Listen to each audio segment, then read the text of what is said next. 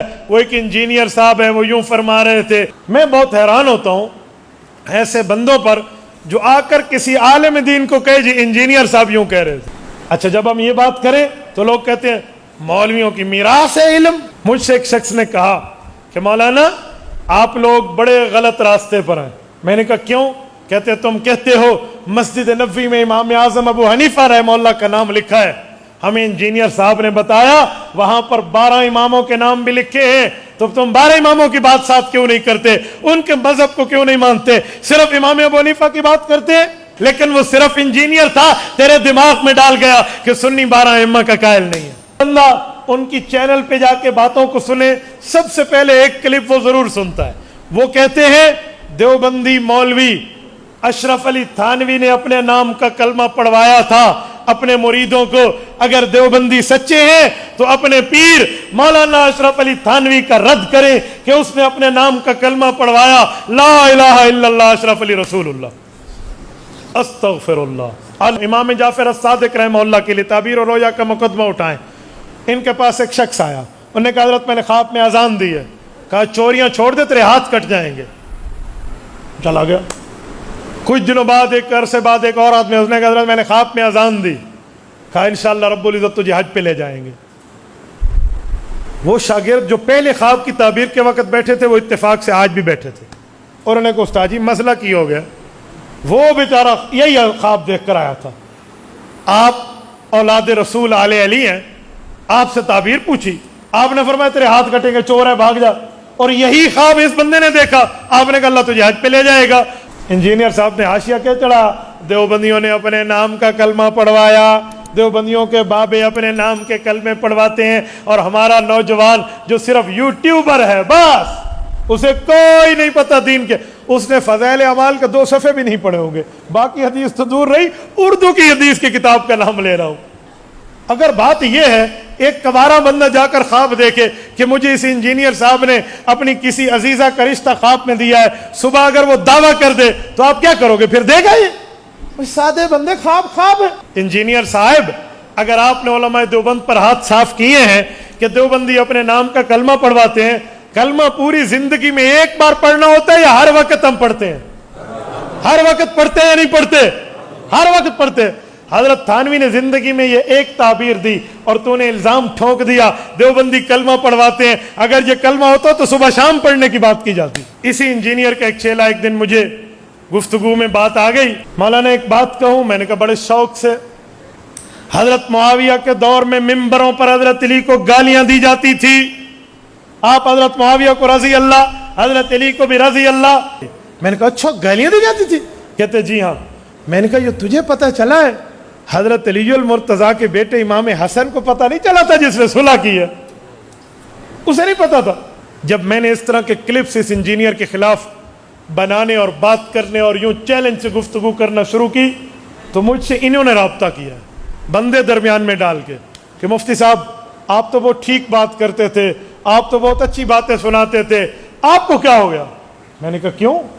جو بری بات ہوگی آپ جھوٹ بولیں گے حضرت تھانوی رحمۃ اللہ تعالی علیہ پر اور حضرت مولانا اشرف علی تھانوی کے خلاف آپ کلمہ طیبہ کے بدلنے کی بات اور جھوٹا الزام لگائیں گے تو آپ کیا سمجھتے ہیں کہ اہل حق کی زبانیں خاموش رہے گی، وہ جواب نہیں دیں گے؟ اس طرح کے پوائنٹس پکڑ کے، اس طرح کی باتیں نکال کے پھر اعتراضات شیخ الاسلام مفتی تقی عثمانی دامت برکاتہم پہ. یوں ہوا تو انہیں کہ جی آؤ مجھ سے بات کرو. میں نے کہا جی ہم بیٹھے ہیں، ہم 24 گھنٹے آپ کے لیے حاضر خدمت ہیں، کوئی مرمت کروانی ہو تو ہم سے رابطہ کیجیے. اور سن 60 ہجری کا قول لے پتر تو نصف صدی 50 سال ابو حنیفہ نے صحابہ کا زمانہ پایا. تو جو 50 سال صحابہ کے زمانے میں اٹھے بیٹھے آئے جائے گئے سوئے، علم رہے، فتویٰ دے، پڑھے پڑھائے. اس نے نمازیں غلط سیکھی صحابہ سے، اس نے مسئلے غلط سمجھے صحابہ سے، اور تجھے زیادہ پتہ ہے. میں نے کہا بھائی علماء کو سنو، کوئی دلال والوں کو سنو. آپ یوٹیوبر کو اٹھا کر سنیں گے تو آپ کا حال تو یہی ہوگا، آپ کو پتہ ہی نہیں ہے امام حنیفہ کون ہے، امام بخاری کون ہے. لیکن تجھے انجینئر صاحب نے خراب کر دیا. بھائی اینٹ ٹیڑھی لگی یا سیدھی، جہلم جا اور انجینئر سے پوچھ لے مسئلہ کیسا، یہ علماء سے پوچھ لے. یہ کہتے ہیں مجھ سے زیادہ تو قرآن کو جانتے ہی نہیں ہے. مولانا قرآن کریم کی متن نہیں آتا، متن لفظ قرآن نہیں آتا، الفاظ قرآن جو جسم کا علاج کرے وہ کسی جسمانی معالج سے سیکھا ہوا نہ ہو، تم اس سے علاج نہیں کرواتے۔ جو تمہاری روح کا علاج کرے اور روحانی معالج سے نہ سیکھا ہوا، آپ اس سے علاج کرواتے ہو۔ جسم بندے کو اگر ایک بار ملتا ہے تو ایمان کی دولت اس سے کم ہے۔ مجھے ایک انجینئر کے چیلے نے کہا اس کے 1 ملین آدمی سنتے ہیں۔ میں نے کہا فیس بک پر میرے 1 ملین کے اوپر 2 لاکھ ہو چکے ہیں، مجھے بھی سنتے ہیں۔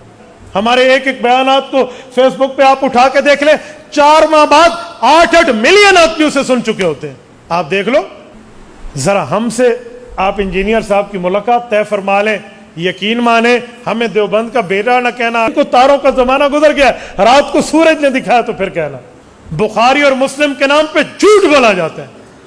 آپ سنیں ایک حدیث پاک، کہتے ہیں مستدرک میں حدیث پاک ہے، اما عائشہ رضی اللہ عنہ اور حضرت علی کی بات تھی، اللہ کے رسول نے حضرت علی کو فرمایا علی ایک وقت تمہاری اما عائشہ سے لڑائی ہوگی، تو حضرت علی نے کہا یا رسول اللہ میں پھر ظالم ہوں گا؟ کہا تو ظالم نہیں ہوگا، عائشہ ظالمہ ہوگی۔ انا للہ و انا، اگر یہ لفظ حدیث کی کتب میں مل جائے کہ عائشہ ظالمہ ہوگی، خدا کی قسم میں پگڑی اٹھا کر اس کی جھولی میں رکھ کے اس کی شاگرد اختیار کروں گا۔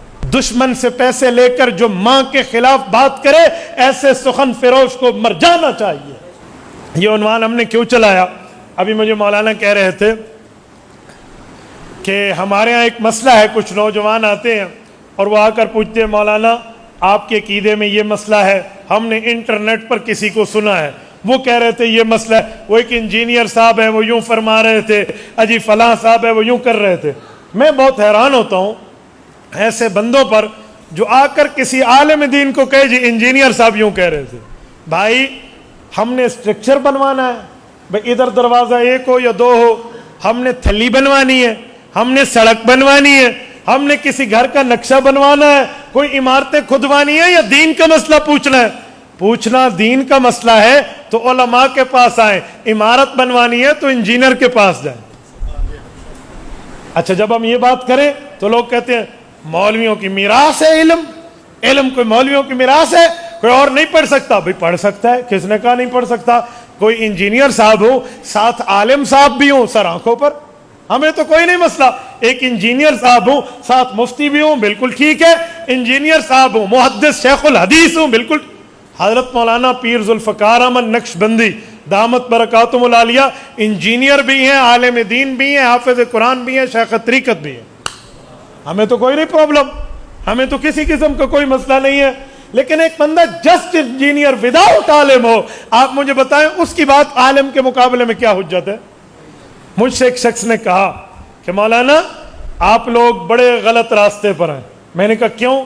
کہتے تم کہتے ہو مسجد نبوی میں امام اعظم ابو حنیفہ رحمہ اللہ کا نام لکھا ہے، ہمیں انجینئر صاحب نے بتایا وہاں پر 12 اماموں کے نام بھی لکھے ہیں، تو تم 12 اماموں کی بات ساتھ کیوں نہیں کرتے؟ ان کے مذہب کو کیوں نہیں مانتے؟ صرف امام ابو حنیفہ کی بات کرتے ہیں؟ میں نے کہا میرے بھائی انجینئر نے یہاں دجل سے کام لیا ہے، وہ جو 12 ائمہ کے نام مسجد نبوی میں لکھے ہیں مجھے یاد ہیں، میں سنا دوں؟ کہتے سنا دیں۔ حضرت علی، امام حسن، امام حسین، امام زین العابدین، امام محمد باقر، امام جعفر صادق، امام علی رضا، امام موسیٰ کاظم، امام تقی، امام نقی، امام حسن عسکری، امام مہدی، 12 ائمہ کے نام وہاں لکھے ہیں۔ میں نے کہا اگر میں ان کی قدر نہ کرتا، ان ائمہ کرام کو اپنے لیے معیار نہ سمجھتا، ان ائمہ کو اپنے دین میں مقتدا رہنما نہ سمجھتا، میں ان کے نام یاد کرتا۔ علیہم الرضوان، میری آج بھی دعا ہے اللہ رب العزت ان کی کروڑوں درجات بلند فرمائے۔ تو میں تو مانتا ہوں۔ دوسری بات، جیسے ہم امام ابو حنیفہ کو مانتے ہیں ویسے ان ائمہ کو مانتے ہیں، ہم ان کی بھی قدر کرتے ہیں، ان کی بھی قدر کرتے ہیں۔ لیکن مسئلہ یہ ہے ہم نے امام ابو حنیفہ کی بات اس لیے کی کہ امام ابو حنیفہ نے فقہ کو مرتب فرمایا ہے۔ فقہ کیا ہے؟ قرآن، سنت، اجماع، قیاس، قرآن اللہ کی بات، سنت حضور کا فیصلہ، اجماع صحابہ اور مجتہدین کی رائے، قیاس جس مسئلے پر تینوں میں روشنی نہ ملے تینوں کے اصول کے مطابق مسئلہ نکالنا، یہ شریعت ہے۔ اس کو لکھ کر جس بندے نے 12,90,000 مسائل سمجھائے ہیں اس کا نام امام اعظم ابو حنیفہ ہے۔ لیکن مسئلہ یہ ہے تجھے اس بندے نے یہاں پر ایک دھوکہ دیا۔ انجینئر صاحب نے تجھے کہا کہ یہ لوگ 12 ائمہ کے مذہب کو نہیں مانتے، اور سادے بندے 12 ائمہ اہل سنت والجماعت ہیں، 12 ائمہ اہل سنت والجماعت مذہب رکھتے ہیں، دین مذہب رکھتے ہیں، اسلام مذہب رکھتے ہیں، ان کا کوئی اور مذہب نہیں ہے، لیکن وہ صرف انجینئر تھا، تیرے دماغ میں ڈال گیا کہ سنی 12 ائمہ کا قائل نہیں ہے۔ کون اولاد علی کا قائل نہیں ہے؟ کون قائل نہیں ہے بھائی؟ کیسی بات کر رہے ہیں؟ بات پوری کرے جو کرنی والی ہو۔ لیکن مسئلہ یہ ہے، آج لوگ سمجھتے ہیں کہ وہ انجینئر صاحب جو ہیں وہ سامنے کتابیں رکھ کے مسئلہ بتاتے ہیں۔ سنیں، میں اس انجینئر صاحب کی ایک دو باتیں کر رہا ہوں۔ جو بندہ ان کی چینل پہ جا کے باتوں کو سنے، سب سے پہلے ایک کلپ وہ ضرور سنتا ہے۔ وہ کہتے ہیں دیوبندی مولوی اشرف علی تھانوی نے اپنے نام کا کلمہ پڑھوایا تھا اپنے مریدوں کو۔ اگر دیوبندی سچے ہیں تو اپنے پیر مولانا اشرف علی تھانوی کا رد کریں کہ اس نے اپنے نام کا کلمہ پڑھوایا، لا الہ الا اللہ اشرف علی رسول اللہ، استغفر اللہ، الیاذ باللہ، انا للہ و انا الیہ راجعون۔ میرے دوستو، اس سے بڑا کذب اور جھوٹ اس دھرتی پہ نہیں ہے۔ اصل پتہ مسئلہ کیا ہے؟ اس پر وہ ساتھ ایک کتاب بھی دکھاتے، رسالہ آل امداد۔ مولانا، اب میں آپ کی خدمت میں ایک بات عرض کرتا ہوں۔ ہوا یہ تھا، حضرت تھانوی رحمۃ اللہ تعالی علیہ نے مریدوں کو کہہ رکھا تھا کہ جو لوگ میرے پاس آ سکتے ہیں مہینے میں چکر لگائیں، اپنے احوال بتائیں، گناہوں سے معافی کا طریقہ سیکھیں، گناہ چھوڑنے کا طریقہ سیکھیں۔ اگر نہ آ سکیں تو مجھے خط کے ذریعے اپنے احوال بتا دیں تاکہ میں ان کے خطوط کے ذریعے ان کی رہنمائی کر پاؤں۔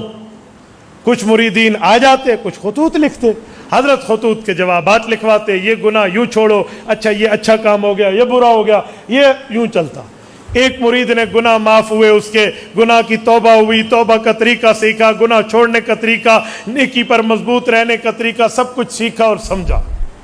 جب اس بندے کو ایک اچھا ماحول ملا تو اس نے خواب دیکھا ایک دن۔ اب توجہ رکھنا، وہ خواب میں کہہ رہا ہے لا الہ الا اللہ اشرف علی رسول اللہ، خواب میں کہہ رہا ہے اور بار بار کہہ رہا ہے۔ تو بندہ اٹھ کے بیٹھ گیا۔ جب اٹھا تو وہ جان پہ کپ کپی ہے کہ یار کیا ہو گیا میرے ساتھ، میں کیا کلمہ پڑھ رہا ہوں، کیا بات ہو گئی ہے، مجھے تو لا الہ الا اللہ محمد رسول اللہ پڑھنا چاہیے، یہ میرے ساتھ عجیب معاملہ ہو گیا۔ اٹھا، بے اختیاری کی کیفیت اس پر طے تھی، زبان پہ لرزہ، ہاتھ پہ لرزہ، دل پہ کپ کپاہٹ، وہ یوں کپ کپی تاریخ، وہ پڑھتا کچھ اور ہے، زبان سے نکلتا کچھ اور ہے۔ جیسے لرزے والا ہوتا ہے نا، اس کے ہاتھ ہلتے رہتے، اس کے اختیار پہ نہیں ہوتا، اس کی زبان بے اختیار چل رہی ہے، کہتا کچھ اور ہے، نکلتا کچھ اور ہے۔ ایسا بندہ منہ سے طلاق بھی نکال لینا اس کیفیت پہ، علماء عدم وقوع کا فتویٰ دیتے ہیں۔ وہ زبان اس کے اختیار پہ بھی نہیں ہے، لرزہ طاری ہے، لیکن ہو سچا، جھوٹ نہ بولے اس پر۔ تو میرے دوستو، اب یہ حال ہے اس کا۔ اسی اسنا میں اس نے کہا چلو میں رسول اللہ صلی اللہ علیہ وسلم پر درود پاک پڑھوں۔ وہ پڑھتے اللہم صلی علی محمد وعلی آل محمد کما صلی، یوں پڑھنے لگتا ہے، اس کے منہ سے نکلتا ہے اللہم صلی علی اشرف علی۔ پھر پریشان، استغفار شروع، توبہ، بڑا یہ بیچارہ بہت پریشان، کر نہیں سکتا جو کرنا چاہتے ہیں۔ اس نے آخر میں کچھ دنوں بعد یہ کیفیت جاتی رہی تو اس نے یہی خط حضرت تھانوی کو لکھا۔ اب یہ مسئلہ خواب کا ہے اور خواب کی تعبیر کا ہے، نمبر ایک۔ نمبر دو، لرزہ طاری ہے اور بے اختیار ہے۔ حضرت تھانوی رحمۃ اللہ تعبیر میں امام التعبیر معبرین کو پڑھے ہوئے تھے، تعبیر کے علم اور فن سے واقف تھے، اور تعبیر کے معاملات کو کما حق کو جانتے اور سمجھتے تھے۔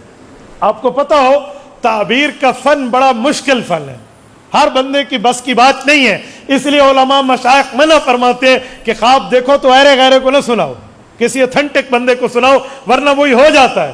خواب کی تعبیر دینا ہر بندے کا کام نہیں ہے۔ بعض اوقات خواب کی تعبیر، اب میں آپ کو خواب کی تعبیر پہ ایک واقعہ سناؤں۔ امام جعفر الصادق رحمہ اللہ کے لیے تعبیر اور رویا کا مقدمہ اٹھائیں۔ ان کے پاس ایک شخص آیا، انہوں نے کہا حضرت میں نے خواب میں اذان دی ہے، کہا چوریاں چھوڑ دے تیرے ہاتھ کٹ جائیں گے۔ چلا گیا۔ کچھ دنوں بعد، ایک عرصے بعد، ایک اور آدمی، اس نے کہا حضرت میں نے خواب میں اذان دی، کہا انشاءاللہ رب العزت تجھے حج پہ لے جائیں گے۔ وہ شاگرد جو پہلے خواب کی تعبیر کے وقت بیٹھے تھے وہ اتفاق سے آج بھی بیٹھے تھے، اور انہوں نے کہا استاد جی مسئلہ کی ہو گیا؟ وہ بیچارہ یہی خواب دیکھ کر آیا تھا، آپ اولاد رسول آل علی ہیں، آپ سے تعبیر پوچھی، آپ نے فرمایا تیرے ہاتھ کٹیں گے، چور ہے بھاگ جا، اور یہی خواب اس بندے نے دیکھا، آپ نے کہا اللہ تجھے حج پہ لے جائے گا۔ حضرت کوئی علمی کی نقطے کی کوئی بات ہے تو ہمیں بھی پڑھا دیں، ہمیں بھی سمجھا دیں. حضرت نے فرمایا بہت بڑی بات ہے. انہوں نے کہا کیا؟ کہا قرآن کریم میں اذان کا ذکر 2 موقعوں پر بڑا عجیب آیا. اذن مؤذن ایتھا العیر انکم لسارقون. ایک اذان کا لفظ چوروں کے لیے آیا ہے جو بددین لوگ تھے, دنیا دار تھے, دیندار نہیں تھے. اور ایک اذن فی الناس الحج, ایک اذان کا لفظ نیکوکاروں کے لیے حج کا آیا ہے. وہ جو پہلا آیا تھا اس کا ہیلیا ہولیا یاد ہے کیا تھا؟ انہوں نے کہا حضرت 100% شرابی کبابی آدمی تھا, جھوٹا تھا, بڑا دنیا دار تھا, دین سے اس کو کوئی سروکار نہیں تھا. فرمایا جی ہاں. تو کہا یہ بندہ؟ کہا یہ تو شب بیدار, تہجد گزار, نیکوکار, تابع دار, دین کا فرما بردار تھا. تو فرمایا سمجھ گئے نا, تو میں نے ان دونوں آیات کے مطابق تعبیر دی. بروں کے چوروں کے لیے ہاتھ کٹتے ہیں, نیک حج پہ جاتے ہیں. اب یہ خواب کی تعبیر. یہ انجینئر اس وقت پیدا نہیں ہوا تھا, یہ شاید یہ حوالہ اس کے صرف نظر نہیں تھا, ورنہ نعوذ باللہ یہ کہتا کہ امام جعفر صادق کی 2 زبانیں تھیں. نعوذ باللہ, ذو وجہین تھے. بندے نو ویکھ کے گل ہور کر دیندے سن. کہہ دیتا نا بھئی علوم کی بات ہے, ماہر کا مسئلہ ہے, وہ کیسے سمجھائے؟ وہ ہر ماہر آدمی. میں اس پر 2 خواب اور پیش کرتا ہوں, توجہ رکھنا ذرا. ایک خواب حضرت امام بخاری رحمہ اللہ کا, اور ایک خواب حضرت امام اعظم ابو حنیفہ رحمہ اللہ کا. حضرت امام صاحب رحمۃ اللہ علیہ نے خواب دیکھا کہ رسول اللہ کی قبر پہ گیا ہوں, اللہ کے رسول کی قبر مبارک کھلی ہوئی ہے, اس میں ہڈیاں ہیں. میں تو بہت پریشان, کیا ہو گیا؟ امت مسلمہ کا عقیدہ رسول اللہ صلی اللہ علیہ وسلم کی قبر مبارک میں حیات النبی کا ہے. آقا نامدار قبر مطہر میں جسم سلامت کے ساتھ زندہ تشریف فرما ہے. اندل القبر سلام پڑھو, حضور پاک سنتے ہیں, دور سے پڑھو, رب کے فرشتے لے جاتے ہیں. اور یہ میں کیا دیکھ رہا ہوں؟ بہت پریشان ہوئے. صبح اٹھے, اپنے شاگرد کو کہا بیٹا جاؤ فلاں بندے محبر وقت کے پاس, اسے کو ایک بندے نے یوں خواب دیکھا, اس کی تعبیر دے. وہ گیا, وہ غلام سا سادہ سا نوکر سا بندہ تھا. تو وہ جو تعبیر کے فن کے امام تھے, غالباً حضرت ابو ہریرہ کے داماد حضرت امام ابن سیرین رحمہ اللہ کا واقعہ ہے. تو انہوں نے کہا جی ایک بندے نے خواب دیکھا. تو انہوں نے فرمایا کم از کم تو نے تو نہیں دیکھا, وہ جو بندہ لے کر. اب بتائیں یہ غالب الغیب ہے, علم غیب اللہ کے ہاتھ میں. تو انہوں نے کہا کم از کم تو نے نہیں دیکھا. انہوں نے کہا جی حضرت میں نے نہیں دیکھا. کہا جس نے دیکھا اس کا نام بتا. اس نے کہا حضرت اس نے منع کیا ہے, اس نے منع. انہوں نے کہا ٹھیک ہے, نام نہیں بتایا, وہ تعبیر نہیں بتا دو. لے دے کے نام بتایا. تو انہوں نے کہا جی بالکل واقعی امام ابو حنیفہ یہ خواب دیکھ سکتا ہے. کہا وہ کیا؟ کہا ہڈیاں سے مراد حضور کی ہڈیاں تھوڑی ہیں, ہڈیوں سے مراد رسول اللہ کی سنتیں ہیں جو دنیا میں پھکری ہوئی ہوں گی. ابو حنیفہ سے اللہ جمع کا کام لے گا. یہ ہے تعبیر کا فن, یہ ہے تعبیر کی مہارت. اسی طرح حضرت امام بخاری رحمہ اللہ نے خواب دیکھا میں اللہ کے رسول پہ پنکھا جل رہا ہوں. یوں امام بخاری رحمۃ اللہ علیہ فرماتے ہیں میں تو بہت پریشان ہو گیا کہ پنکھا اس پہ جلتے ہیں جس پر تو مکھیاں بیٹھے. رسول اللہ کی ذات اقدس سے تو اس سے پاک چیز ہے, تو یہ کیا معاملہ؟ معبرین نے کیا تعبیر دی؟ فرمایا جو غلط باتیں حضور کی طرف منسوب ہوں گی اللہ آپ سے کام لے گا, آپ وہ حضور کی ذات سے دور کر دو گے. یہ ہے تعبیر کا فن. حضرت تھانوی علوم تعبیر کے فن سے واقف تھے, فنون تعبیر سے واقف تھے. حضرت تھانوی سمجھ رہے تھے یہ جو اس کے منہ سے بات نکل رہی ہے نا, یہ خود نہیں کلمہ پڑھ رہا, یہ بے اختیار پڑھ رہا ہے اور ہے بھی خواب. حضرت تھانوی رحمۃ اللہ علیہ نے اسے لکھا کہ تیرا شیخ جس سے تو اپنی اصلاح کروا رہا ہے, گناہ چھڑوا رہا ہے, جو تجھے نیکیوں کی ترغیب دے رہا ہے, یہ تجھے اشارہ دیا جا رہا ہے کہ وہ حضور کی سنت کا پیروکار ہے. بھائی یہ بات ہے. انجینئر صاحب نے حاشیہ کیا چڑھا, دیوبندیوں نے اپنے نام کا کلمہ پڑھوایا, دیوبندیوں کے بابے اپنے نام کے کلمے پڑھواتے ہیں, اور ہمارا نوجوان جو صرف یوٹیوبر ہے بس اسے کوئی نہیں پتہ دین کے, اس نے فضائل اعمال کے 2 صفحے بھی نہیں پڑھے ہوں گے, باقی حدیث تو دور رہی, اردو کی حدیث کی کتاب کا نام لے رہا ہوں, 2 صفحے بھی نہیں پڑھے ہوں گے. یہ بیچارہ پریشان ہو کے کیا کہے گا؟ واقعی بات تو ٹھیک ہے. حضرت تھانوی کو چاہیے اس کو کہتے ہو استغفار کر, اوے توبہ کر. کیوں کہتے توبہ کر؟ اس نے کوئی گناہ کیا ہے؟ خواب دیکھنا گناہ ہے؟ اگر خواب دیکھنا گناہ ہے تو پھر جسے احتلام ہوتا ہے اسے بھی کہا کر 100 رکعت تسبیح نفل کی پڑھ لو, وہ بھی کوئی چیز دیکھ کر احتلام ہوتا ہے نا. پھر جسے ہوتے اسے کو تسبیح چک تسبیح 2000 استغفر اللہ استغفر اللہ. دوسرے دن عوام مولویوں نے 10 سے ہی نہیں کہ سن ہویا کچھ. اے خدا کے بندے, خواب بے اختیار ہے. اگر بات یہ ہے ایک کبارہ بندہ جا کر خواب دیکھے کہ مجھے اس انجینئر صاحب نے اپنی کسی عزیزہ کا رشتہ خواب میں دیا ہے، صبح اگر وہ دعویٰ کر دے تو آپ کیا کرو گے؟ پھر دے گا یہ سادے بندے، خواب ہے. تو حضرت تھانوی اسے کیوں کہتے بھی تو استغفار کر؟ خواب میں دیکھنا کوئی کفر ہے؟ اچھا کہتے نہیں، جاگتے وقت بھی وہ کہہ پڑھ رہا تھا. میں نے کہا آگے پڑھو. وہ کہہ رہا تھا بے اختیار ہے حضرت، میری زبان سے خود بخود نکل رہا ہے، میں نہیں چاہتا وہ نکلے، میں تو نہیں چاہتا وہ نکلے میرے منہ سے. بولیے بولیے، بے اختیار نکل رہا ہے. اور جہاں بے اختیار نکلے، اختیار نہ ہو، وہ تو خود ٹھیک کرنا چاہتا ہے، تو اسے کیوں کہا جائے بھی تو ٹھیک کر؟ وہ تو خود ٹھیک پڑھنا چاہتا ہے. یا تو وہ کہتا میں یہی پڑھوں گا، پھر اسے کہتے ہو توبہ استغفار کر. وہ تو خود دیندار ہے، وہ تو کہتے حضرت میں ٹھیک پڑھنا چاہتا ہوں، ٹھیک نہیں نکلتا، تو اسے پھر کیوں کہو ٹھیک پڑھ؟ یہ تو وہی حال ہے، ایک بندہ نماز پڑھ رہا ہم کہیں نماز پڑھ، وہ تو پہلے پڑھ رہا ہے. بھائی وہ تو ٹھیک پہلے پڑھنا چاہ رہا ہے، تو الٹا ہم کہیں. اچھا اگلی بات، انجینئر صاحب اگر آپ نے علماء دیوبند پر ہاتھ صاف کیے ہیں کہ دیوبندی اپنے نام کا کلمہ پڑھواتے ہیں، تو ہری پور کے دوستو انصاف سے بتانا، اگر اس دھرتی پر انصاف کا خون نہیں ہوا تو آپ کی زبان بول کے مجھے بتائے، کلمہ پوری زندگی میں ایک بار پڑھنا ہوتا ہے یا ہر وقت ہم پڑھتے ہیں؟ ہر وقت پڑھتے ہیں یا نہیں پڑھتے؟ ہر وقت پڑھتے ہیں.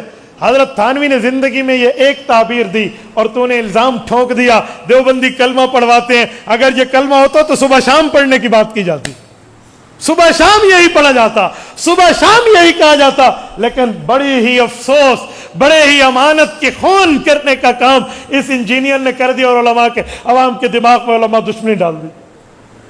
اچھا اگلی بات، صحابہ کرام کے بارے میں، اہل بیت کے بارے میں کیا ڈالیں گے؟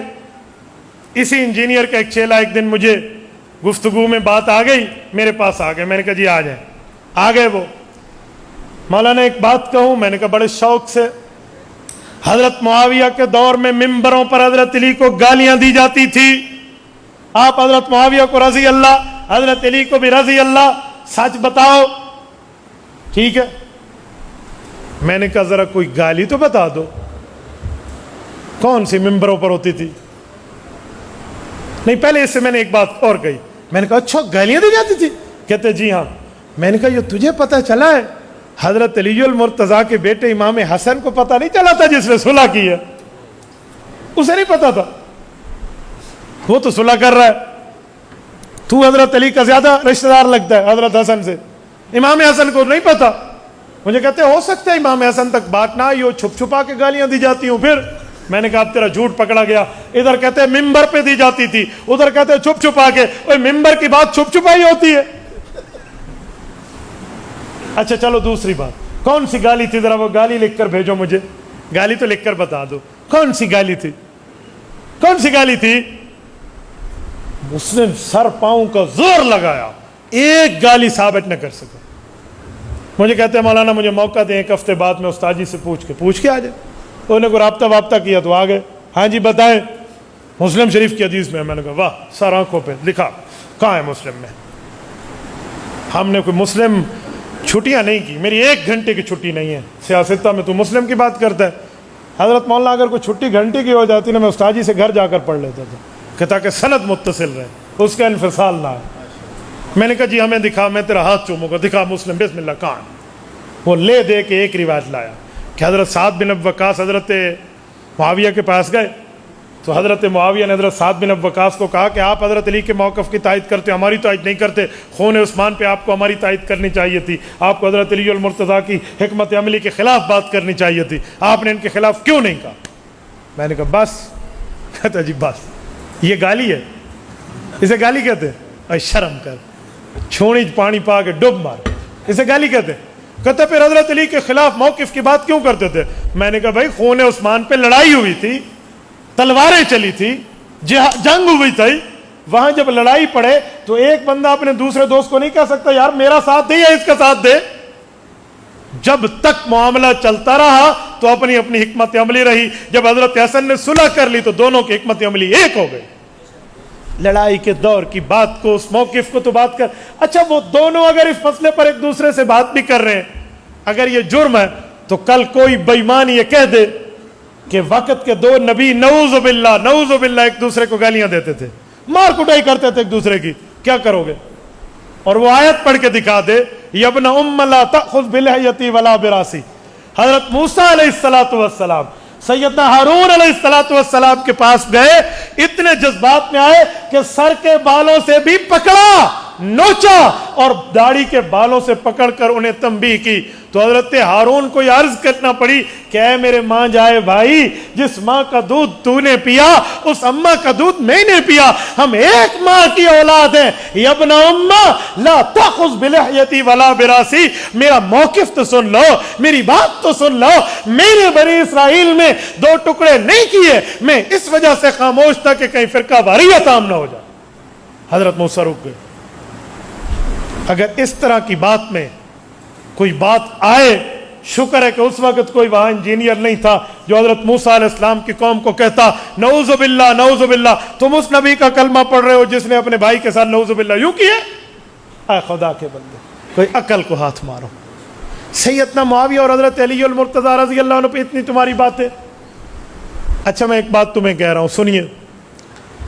کبھی کبھی ایک عجیب باتیں دنیا میں شروع ہو جاتی ہیں. وہ کیا ہے کہ حضرت معاویہ رضی اللہ تعالیٰ عنہ جو ہے حضرت علی المرتضیٰ کے مقابلے میں اتنے سخت ہو گئے تھے کہ حضرت علی المرتضیٰ کے خلاف باقاعدہ جو بندہ بات کرتا اسے کھانا کھلاتے، جو بات نہ کرتا اسے کھانا نہ کھلاتے، اس کی روٹی بند کر دیتے.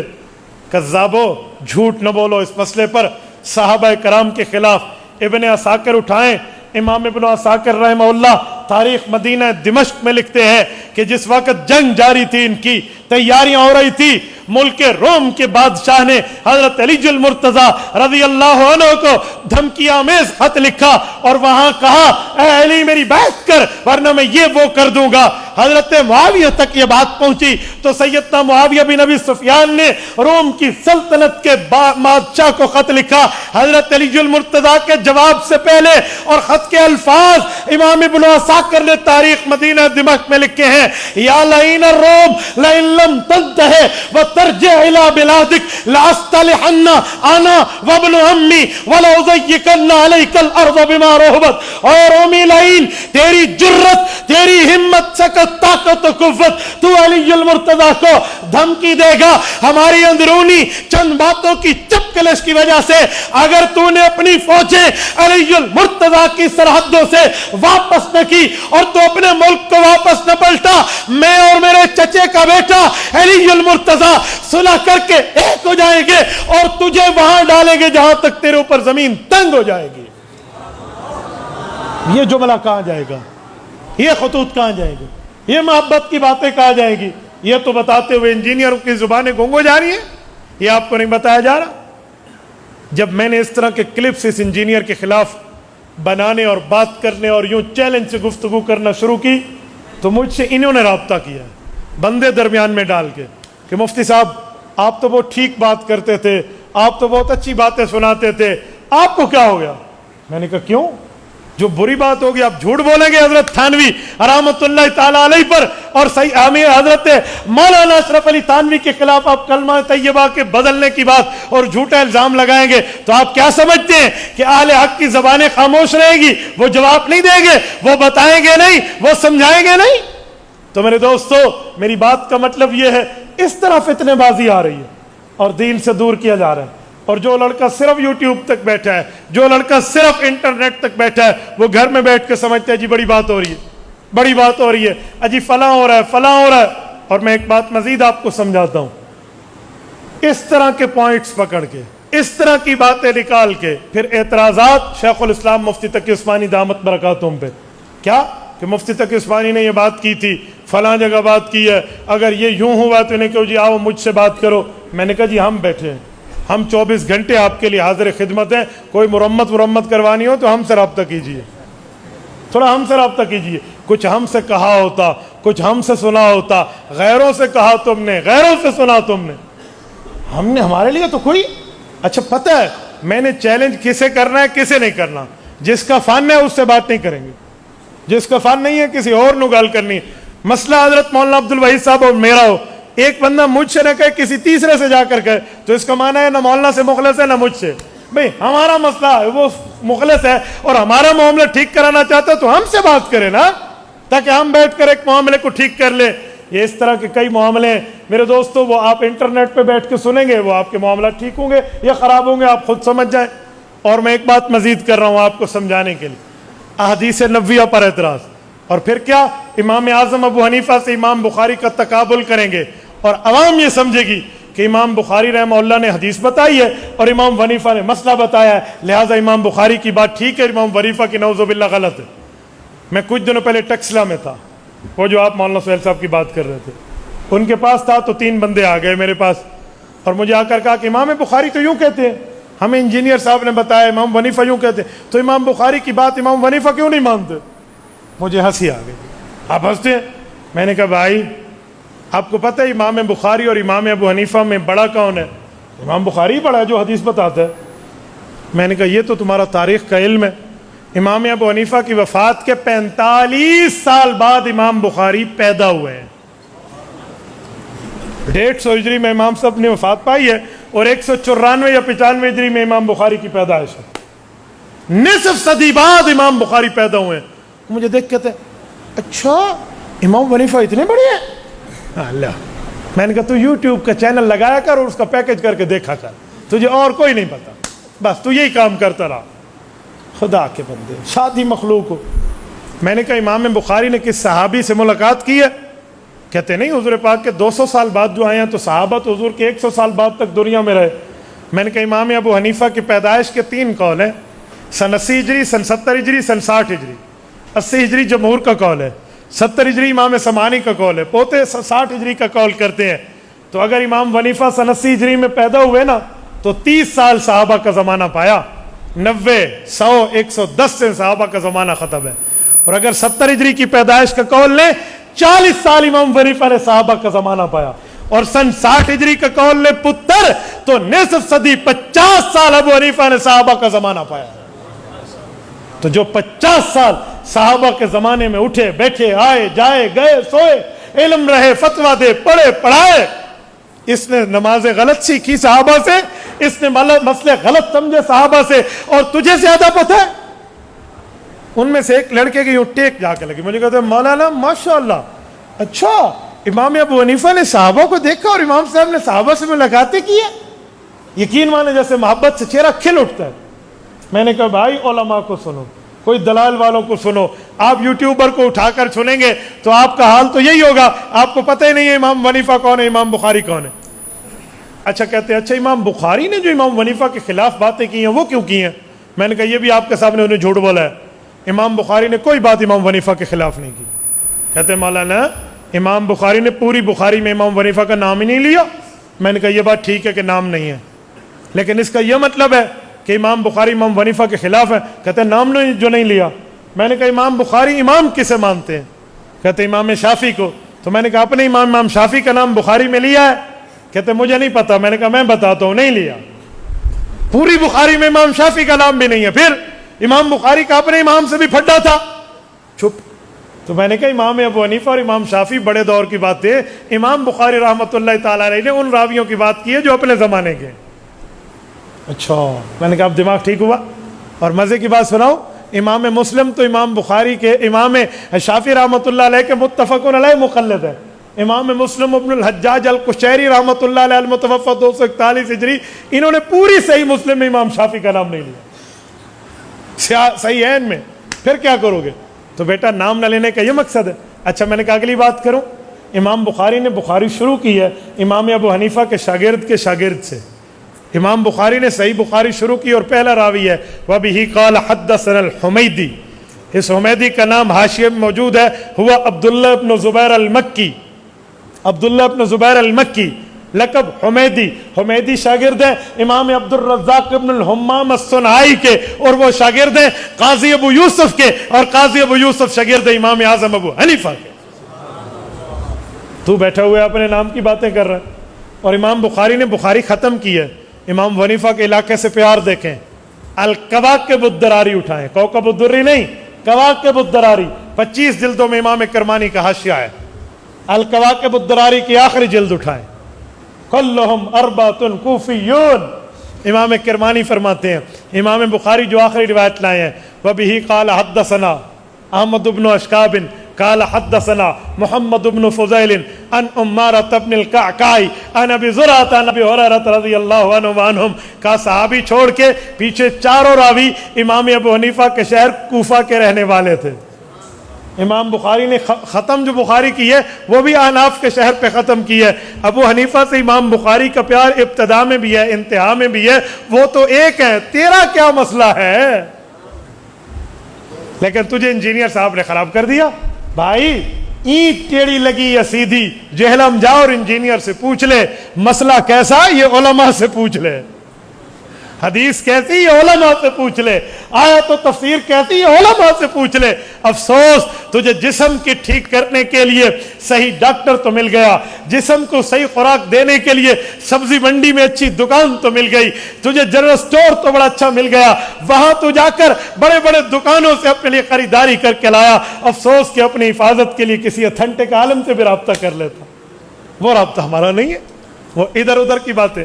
اور انجینئر صاحب کا اپنا حال یہ ہے کہ وہ دیکھ کر بھی قرآن کریم ٹھیک نہیں پڑھ سکتے. ویڈیو کلپ انٹرنیٹ پر موجود ہے, آپ نے سنی ہے جی؟ سارے دیکھ چکے مولانا, قرآن کریم کے الفاظ ٹھیک نہیں ہے. اچھا میں نے ایک بندے سے کہا قرآن اس کے ٹھیک نہیں, کہتے حافظ بھی غلطی کر جاتا ہے. میں نے کہا بھائی حافظ کی غلطی میں اور اللہ حافظ کی غلطی میں بڑا فرق ہے.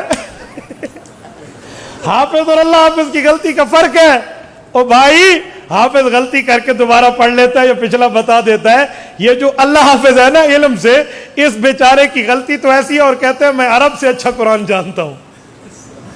حافظ تو نہیں کہتا مجھ سے غلطی ہے, وہ کہتے ہیں غلطی بھی ہو سکتی ہے. یہ کہتے ہیں مجھ سے زیادہ تو قرآن کوئی جانتا ہی نہیں ہے. مولانا قرآن کریم کی متن نہیں آتا, متن لفظ قرآن نہیں آتا, الفاظ قرآن, اور بیٹھے سکھانے. اچھا چلو, علم مولویوں کی میراث نہیں ہے بھائی, افتاء مفتیوں کی میراث نہیں ہے, حدیث محدث کی میراث نہیں ہے, تفسیر مفسر کی میراث نہیں ہے, یہ اللہ کی طرف سے ہے, ہر کوئی پڑھ سکتا ہے. لیکن مجھے یہ تو بتاؤ آپ کے اس انجینئر صاحب نے کسی عالم دین سے پڑھا ہے؟ کسی عالم دین سے اولا, ثانیہ, ثالثہ, رابعہ, خامسہ, سادسہ, سابعہ, ثامنہ, تخصص فی الفقہ, تخصص فی الافتاء, تخصص فی الحدیث, تخصص فی التفسیر, تخصص فی یہ جو